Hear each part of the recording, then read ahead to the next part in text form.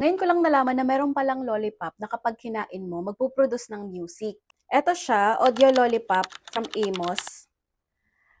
Excited na ako, oh my God. Buksan na natin. Meron daw siyang tatlong flavor. Watermelon, blueberry, and strawberry. Itatry natin yung strawberry nila kasi ang mapoproduce niyang music is hip-hop music. Possible kaya yun? Sige nga, itatry na natin. Oh, the earplugs.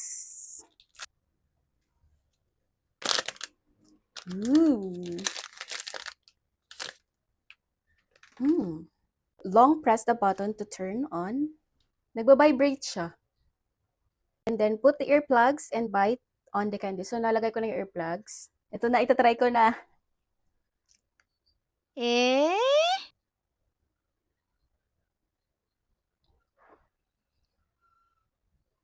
Nagpo-produce talaga siya ng music.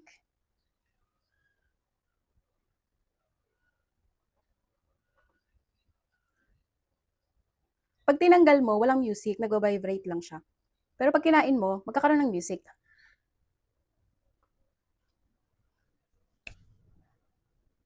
Ang galing. Ang explanation daw dito is bone conduction.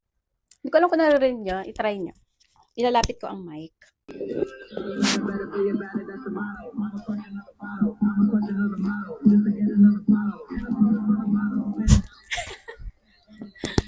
Ang saya kainin ng lollipop na to. Kung gusto nyong itry, nasa yellow basket ko lang yan. You should try it, guys, kasi ang saya niya kainin. Exciting.